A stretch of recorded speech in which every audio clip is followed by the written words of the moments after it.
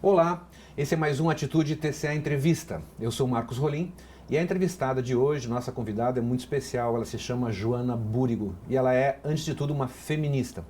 Vamos conversar com a Joana, que é também publicitária, mestre em gênero, mídia e cultura pela London School of Economics, fundadora da Casa da Mãe Joana, comunicação e educação feminista sobre gênero, atua no mercado de publicidade e marketing, sempre atuando no tema de gênero e feminismo, né, Joana?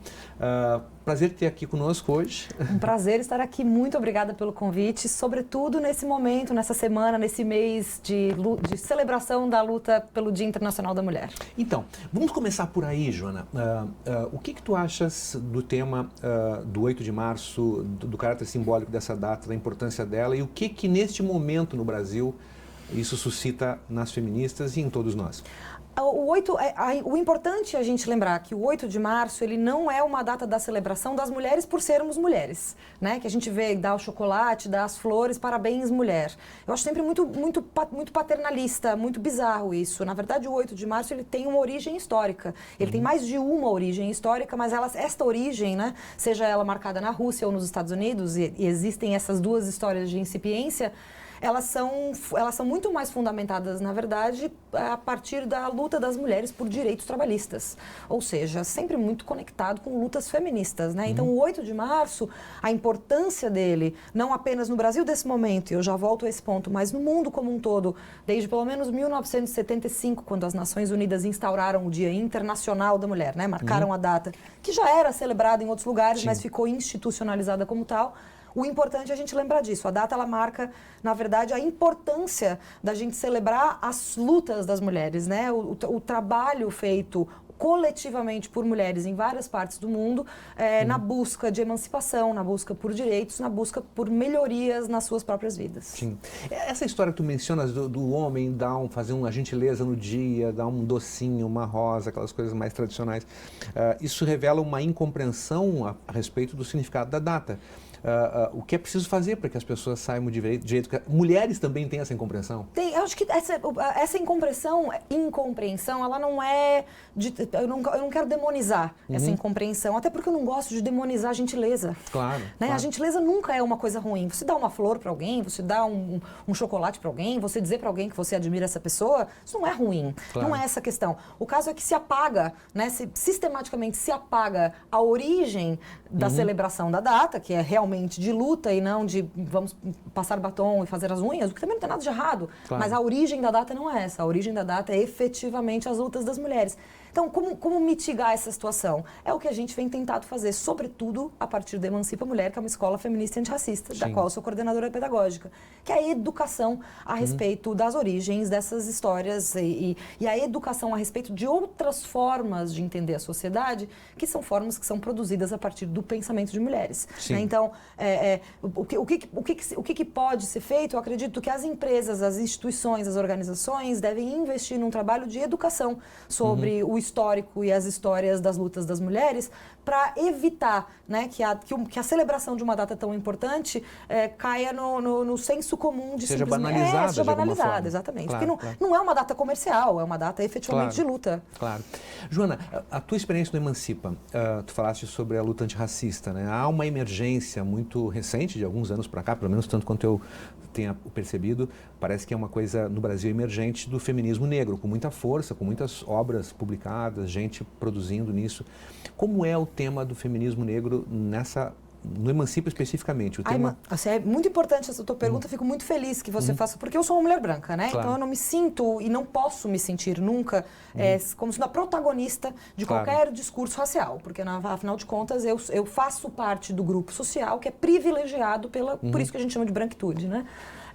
Na Emancipa Mulher, o que nós tentamos fazer foi contar os históricos e histórias dos feminismos pela perspectiva dos apagamentos das mulheres negras. Então, a gente vai contar a história do feminismo, a gente vai incluir, né, claro que não vai incluir todas as histórias do feminismo, porque existem aí mais, né, existe um corpo enorme, teórico e ativista para a gente explorar, e a gente teve que fazer algumas escolhas, mas as nossas escolhas sempre tentam apontar onde é que as mulheres brancas sistematicamente silenciam as mulheres negras. Quando você fala que existe uma emergência do feminismo negro no Brasil, na verdade o que existe é uma emergência do nosso entendimento.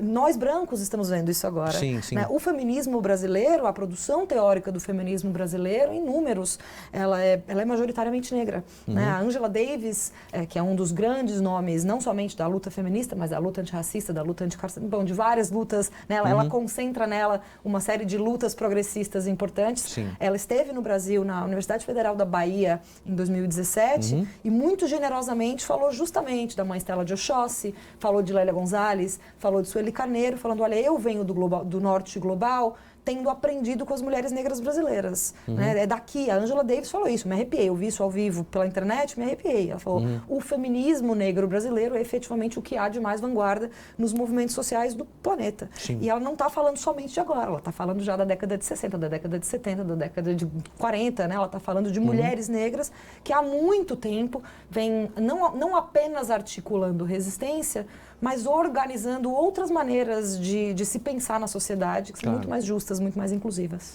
Mas, enfim, de qualquer maneira, essa visibilidade desse trabalho agora, mais recente no Brasil, também demonstra uma conquista muito importante, né, dessa luta, porque romper exatamente essas barreiras, né, da marginalização, inclusive teórica, cultural, acadêmica. Que inclusive, pensadoras brasileiras chamam de epistemicídio, né, que é efetivamente assassinar um conhecimento de uma população.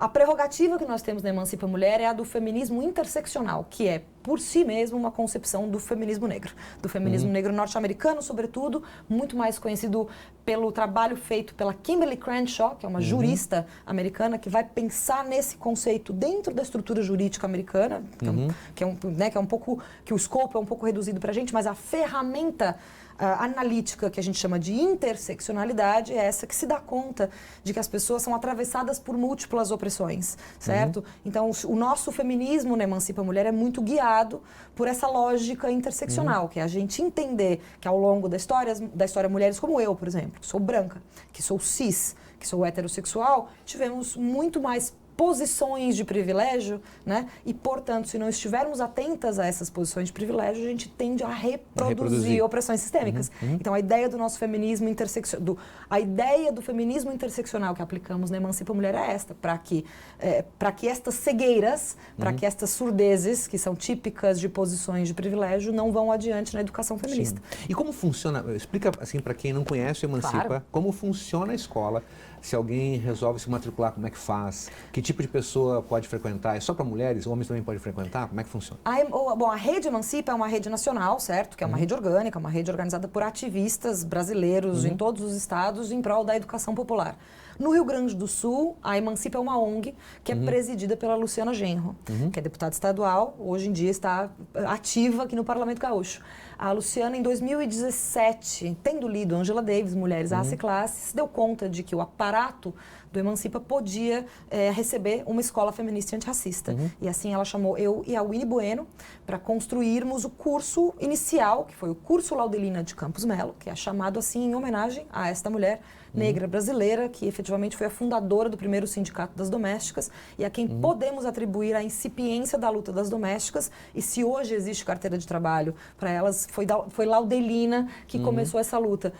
A Winnie não está mais com a gente na Emancipa Mulher, sai a Winnie, entra a Carla Zanella, e dá continuidade a essa escola que começa com o curso Laudelina, este sim, só para mulheres, mas para todas as mulheres, e se desenvolve para uma série de outras atividades. A gente faz muitas aulas públicas, aulas abertas sobre machismo e assédio, sobre cinema, sobre análise cinematográfica com aulas Asas de Malévola. A gente faz aulas sobre divas pop e feminismo.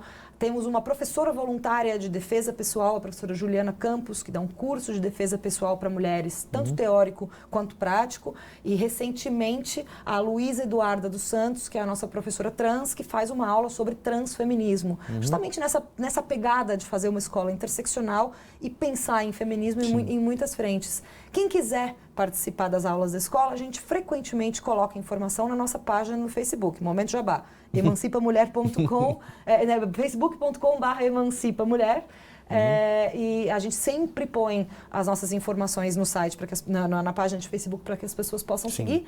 Aulas abertas são abertas ao público, todo mundo pode, encorajamos os homens a participarem, mas o curso Laudelina de Campos Melo, realmente, por causa das tensões entre mulheres trans e mulheres cis, entre mulheres brancas e mulheres não brancas, a gente escolhe que pelo menos a tensão homem e mulher não aconteça em sala de aula. Então, neste curso, somos todas mulheres, mas em todas as outras atividades, a escola é aberta para o público. E funciona também como preparação para o vestibular, é isso? O Emancipa Cursinho Popular Pré-Universitário, sim. Mas a Emancipa Mulher é uma escola... separada. Isso, a gente é uma mesma equipe, nós compartilhamos uma sede, a equipe trabalha junta, né? Enfim, mas a Emancipa Mulher opera como escola de maneira independente do Emancipa Cursinho Popular Pré-Universitário. E é gratuito. Tudo isso é gratuito.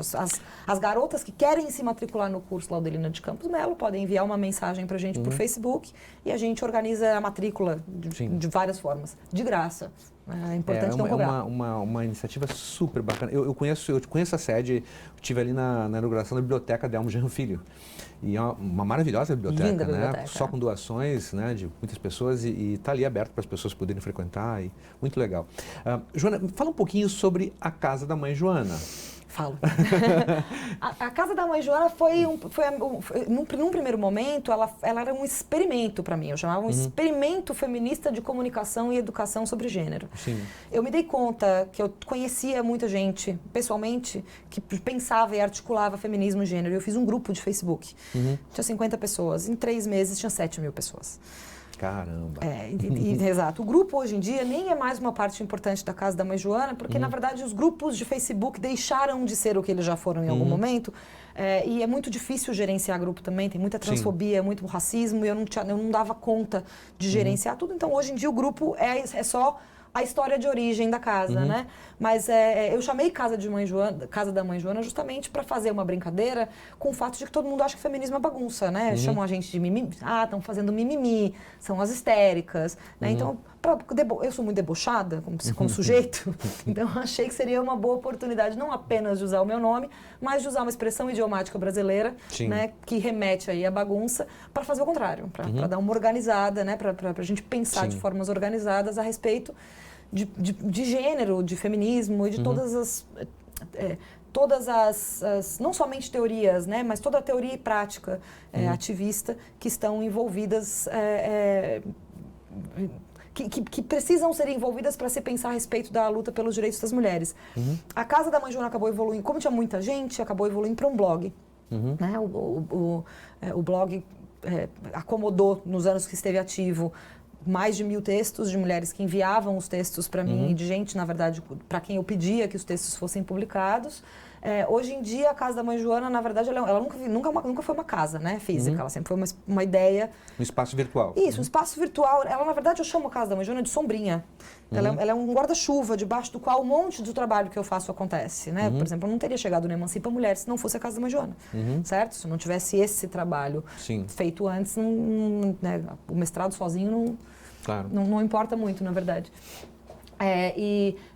Hoje em dia, a Casa da Mãe Joana, o lugar onde ela mais aparece é como selo dentro de uma editora gaúcha, que é a editora Zuc, que é uma editora muito comprometida com a publicação de livros de teorias do momento, de teorias contemporâneas. É uma editora muito comprometida com os assuntos que importam para a contemporaneidade. E através de uma parceria com a editora Zuc, a Casa da Mãe Joana hoje é um selo dentro do qual se publica livros. Então, a gente já tem 3 livros publicados no momento. O Tem Saída, Ensaios Críticos sobre o Brasil, que foi o primeiro livro, a gente não sabia disso, mas acabou sendo o primeiro livro da história deste país sobre política a ser escrito exclusivamente por mulheres. Está em produção agora o Tem Saída 2, que é o Tem Saída LGBT, que está ainda na fábrica. O segundo livro que nós publicamos foi As Novas Contistas da Literatura Brasileira, que foi, na verdade, o primeiro projeto que a Casa Mãe Joana fez com a Zuc. Vamos mostrar aqui? Claro. As Novas Contistas da Literatura Brasileira. Esse é o Tem Saída. Esse é o Tem Saída. Isso. Podemos pegar aqui. Ensaios Críticos sobre o Brasil, da editora Zuc. Isso. Os Novas Contistas da Literatura Brasileira, na verdade, foi um concurso de contos que nós lançamos. Nós queríamos publicar mais mulheres e lançamos um concurso de contos na internet, esperando receber, sei lá, 150. A gente recebeu 1000 contos. 1000 contos. 1000 contos. A gente teve que parar Nossa. o concurso na metade, porque realmente... E o que a gente se deu conta foi isso, que as mulheres querem publicar, querem escrever, sempre produziram, Falta sempre espaço. escreveram, falta espaço. E, mais recentemente... E o homem, infelizmente, tem que acabar. Sucesso editorial, que já está indo para a sua 3ª edição. É um livro da Clara Corleone, que é uma autora local, uma cronista do Bonfim, de Porto Alegre, e a Clara com muito deboche, né? Na verdade, o subtítulo é Crônicas Poéticas e Deboches de Clara Corleone. A Clara tem uma perspectiva muito bem-humorada de como levar uma vida feminista, e o título foi um título muito bem pensado. Super bacana. Foi um título obviamente debochado. Ninguém quer que ninguém acabe. Nós não temos, nenhuma de nós tem uma política fascista de extermínio, muito pelo contrário, somos pró-vida, né? Somos a favor da vida de todas as pessoas. O que nos surpreende é isso. No Brasil de 2020, um livro feminista com este título estar indo para a sua 3ª impressão é uma conquista muito significativa. Nós estamos muito contentes com esse sucesso. Eu vou fechar a primeira parte da nossa entrevista com a nossa frase de atitude. A gente faz uma janelazinha aqui. Eu selecionei uma frase de atitude da Toni Morrison, que enfim, uma escritora norte-americana que tu conheces, antirracista. Foi Prêmio Nobel da Literatura em 1993. E a frase é a seguinte, Joana: para descobrir a verdade sobre como os sonhos morrem, nunca devemos tomar a palavra do sonhador. O que essa frase te sugere? O que tu acha?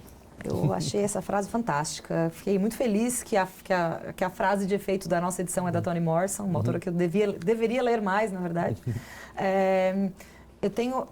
O que eu achei, a minha interpretação dessa frase, ela tem bastante a ver com poder, né? A palavra, os sonhos não acabam pela falta de vontade do sonhador. Eles acabam, a impressão que eu tenho é por uma dificuldade de levar o sonho adiante, por ele ser atropelado por estruturas de poder que não querem que aquele sonho se concretize. Então, tomar a palavra do sonhador pelo fim do sonho é ouvir só a metade da história. A gente precisa saber por que aquele sonho... Por que alguém sonhou em acabar com aquele sonho. Algum sonho feminista que pode se transformar em alguma coisa indesejável?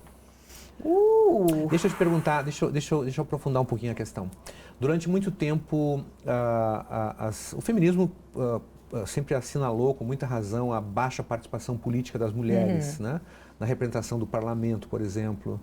No Brasil isso é muito sensível ainda hoje. Mas recentemente nós temos notado a emergência de lideranças mulheres na política brasileira, né? De extrema direita, com posições antifeministas, né? É possível que a luta pela participação política das mulheres possa dar origem a um fenômeno dessa natureza, de afirmação de mulheres antifeministas? Acho que a gente já está vendo isso, né? Nós estamos vendo isso. A gente pode falar nomes aqui de... Claro. A gente viu isso essa semana, né? A gente está falando... Nós estamos gravando essa entrevista no começo de março de 2020, logo após o anúncio da tomada do Ministério, eu chamo de tomada mesmo, do Ministério da Cultura pela Regina Duarte, né? As cenas que foram divulgadas durante essa semana da ministra Damares, da Regina Duarte e da primeira-dama, as 3 juntas, me parecem ser bastante semelhantes a esse lugar para o qual você está apontando, que é uma ocupação patriarcal de corpos de mulheres na política, né? A gente já viu isso acontecendo em outros momentos da história. Existe, dentro das teorias feministas, existe uma teoria muito bacana da ordem de gênero, que é de uma socióloga, pensadora australiana chamada Raewyn Connell.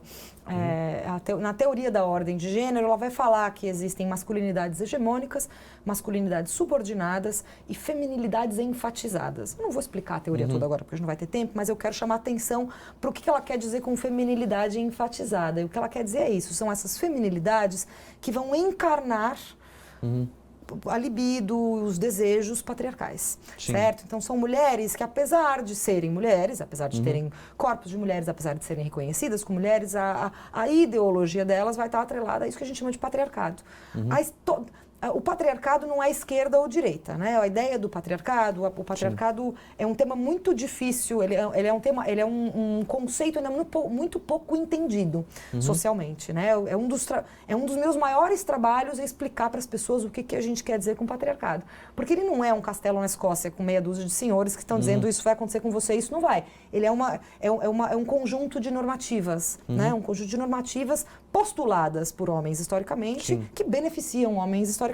Talvez certo? uma hierarquia conceitual também, alguma coisa, um jeito de pensar. É uma estrutura, um modelo, uma forma de pensar, uma ideologia. É muito difícil é tão abrangente na forma como a sociedade se organiza que é difícil de singularizar apenas uma característica do patriarcado, certo? Mas a gente não pode, por exemplo, negar que ele exista quando a gente olha para a política. Você mesmo disse, quando a gente olha para a política e vê quem são os corpos que estão ocupando os lugares de poder, são homens, geralmente homens, cissexuais, héteros e brancos. Isso não é só na política, isso vai ser na indústria, isso vai ser no comércio, isso vai ser em todos os espaços de poder. Os corpos que ocupam esses espaços tendem a ser majoritariamente de homens brancos cissexuais. O cisgênero, né? Então, então não dá muito para negar a existência. Este feminino enfatizado ao qual Connell se refere é este feminino encarnado por mulheres que, na verdade, estão obedecendo essa lógica patriarcal. Então, acho que um sonho feminista não é ter mulheres na política apenas, né? É que a política não seja um espaço exclusivo de homens. Você percebe a diferença enorme que tem, né, nessas duas colocações? A gente está falando a mesma coisa, mas sempre vai existir disputas ideológicas, independentemente de gênero. Eu não vejo todas as mulheres como minhas amiguinhas, porque eu não tenho 8 anos, certo? Mulheres podem formar alianças políticas ou podem ser inimigas políticas minhas. Né? Não é por elas serem mulheres que eu vou passar pano para alguma coisa. Se elas estão fazendo uma proposta de sociedade que é excludente, isso não é o feminismo, esse não é o sonho do feminismo. O sonho do feminismo é um sonho inclusivo. Joana, e quando tu te defrontas com uma mulher de esquerda patriarcal? Eu acho que é mais difícil de encontrar. Pode parecer... Eu posso estar parecendo panfletária, mas é mais difícil mesmo, porque eu acho que existe uma lógica de se pensar em esquerda e direita, a lógica de se pensar em esquerda combina um pouco mais com a lógica de se pensar de forma feminista, porque é uma lógica de inclusão, né? É uma lógica de pensar no outro até chegar em mim, e não em mim até chegar no outro, né? É um caminho diferente de pensamento. Mas isso não significa que mulheres de esquerda não possam ser machistas. Assim como homens de esquerda são muitas vezes machistas. Exatamente. Não, digamos... Quase todos, né? Quase normal. Exato. A gente tem até a expressão esquerdomacho, né? Que a gente usa, que é um deboche. Claro. Mas que não é um deboche que surge do nada. Ele surge justamente das nossas interações, de perceber, por exemplo, em reuniões políticas que Joana pega o cafezinho. Percebe? É imediato pensar em mim como cidadã de segunda classe. Né? Então, quando mulheres fazem... Para mim, a importância de se pensar em feminismo e gênero é justamente essa. Todos os sujeitos, todos os indivíduos são um universo. Cada um deles. É muito difícil eu pegar uma pessoa e dizer, olha, ok, você é feminista, pronto, você é legal, você é bom caráter, você... Não é assim que funciona. Né? Mas... Quando as mulheres são machistas, a impressão que eu tenho é que é mais fácil de desconstruir esse machismo. E eu já fui uma mulher machista. Eu ainda, de vez em quando, ainda escorrego. Pô. A gente é gente, né? A gente comete, a gente tem cegueiras. Mas a impressão que eu tenho é essa. Quando eu aponto para uma mulher, isso que você disse é machista, o tempo que ela vai levar para entender e a disputa que ela vai fazer comigo são muito menores que os homens. O homem não sou, só estou te dizendo que eu sou feminista. Talvez esse depósito cultural, essa incorporação de elementos da cultura seja muito mais pronunciado entre homens que entre mulheres. Parece evidente no caso do machismo, né? Eu acho que também porque é o privilégio em si, né? Exato, porque existem benefícios aí, né? E existem benefícios, o patriarcado, existem benefícios para mulheres brancas no patriarcado. Né? Essa lógica patriarcal beneficia muito mais mulheres brancas, cis e hétero do que qualquer uma das outras. Né? Então, não é o sujeito, não é a identidade desse sujeito. A gente usa esses conceitos todos para fazer análises sociais, mas ao fim e ao cabo, o pensamento político feminista é um pensamento de inclusão, né? De assimilar que não se precisa fazer diversidade, porque a vida é diversa. A diversidade é a realidade. O que nós precisamos é que as estruturas de poder, que as organizações, que as quando eu falo em estrutura de poder e organização, eu não estou falando só de indústria e comércio, estou falando da família, estou falando de organizações sociais profundas, né? Que elas sejam lavadas da noção patriarcal. A família, conforme a gente conhece o ideário da família, a família tradicional brasileira, certo? Ela é fundamentada em uma lógica patriarcal, na qual o papai sabe tudo, né? E o papai está no topo e todo mundo obedece. Sim, e onde o ideal da mulher é ser bonita e do lar, né? Exato. E a família, em números, a família tradicional brasileira é uma mulher negra que cuida dos seus filhos sem marido. A grande família brasileira é essa. Sim. Então, são esses ideários patriarcais contra os quais a gente tem que lutar. Muito legal. Joana, a gente está terminando o programa, tinha tanta coisa para falar, tanto é que o tema é muito interessante, né? Muito vasto. Mas eu queria, assim, nesses 2 minutinhos finais, que tu pudesse sintetizar, na tua opinião, quais são hoje os principais desafios para o feminismo no Brasil? De que se trata a luta hoje?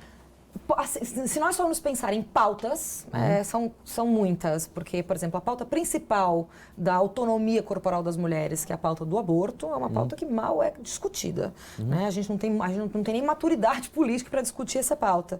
Então, acho que em questões pontuais assim, de direitos, existem muitas que precisam ser observadas, né? E eu não saberia elencar a principal delas. Mas no Brasil de hoje, e isto é a minha... Não é a minha opinião, mas é o meu parecer técnico de quem passa uma vida estudando gênero, né?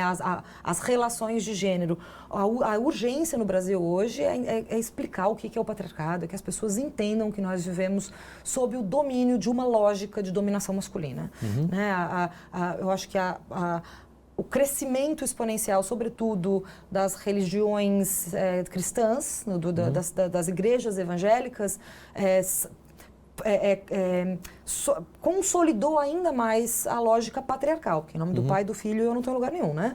Então a gente precisa, eu acho que no Brasil nesse momento a gente precisa pensar em grande escala, as pessoas precisam entender o quão fundamentalmente machista esse país realmente é.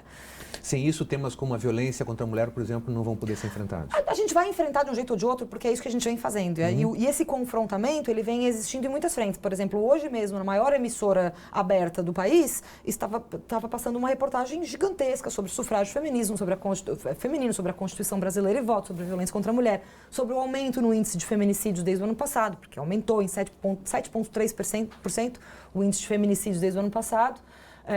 Desde o ano passado não, em 2019 foi esse o aumento. Então, esse combate, esse enfrentamento, ele está acontecendo de uma forma ou de outra. Mas você me perguntou o que seria mais importante. Claro. E eu realmente vejo isso, assim, que a disputa fundamental é essa. Olha, eu não posso mais ficar discutindo com você se existe machismo ou não. Você não pode mais ficar me dizendo que isso é mimimi. Porque a gente não está inventando isso. Né? Este é o país que mais mata mulheres trans no planeta. Nós somos campeões mundiais de assassinatos de mulheres trans. Nós somos o 5º país no ranking de feminicídios. Hoje mesmo eu vi que o nosso ranking parlamentar de representação política, a gente caiu 6 pontos. A gente estava em 6 pontos, era 134, agora somos 140 é a nossa posição em relação a outros países do mundo. A gente está atrás da Arábia Saudita em representação política. E isso tudo, essa violência, essa transfobia, essa falta de representação, elas são reflexos de um pensamento nas mulheres como sendo cidadãs de segunda classe. O Brasil, saiu uma pesquisa recentemente que diz que o Brasil é o país que menos se sente confortável em ser liderado, onde as pessoas se sentem menos confortáveis no mundo em serem lideradas por mulheres. A gente precisa ver isso com urgência, né? 9 em 10 pessoas admitem, não só no Brasil, isso é global, admitem não confiar em mulheres. É isso que precisa mudar. Sem que a ideia da Marie Schier, né, que é a ideia radical que somos gente, sem isso a gente não vai para frente. O feminismo é isso, a ideia radical de que mulheres são gente. Muito obrigado, Joana, pela tua presença. Foi ótimo te entrevistar. Pena que a gente não tem mais tempo. Que pena. Ficamos por aqui. Até o próximo entrevista.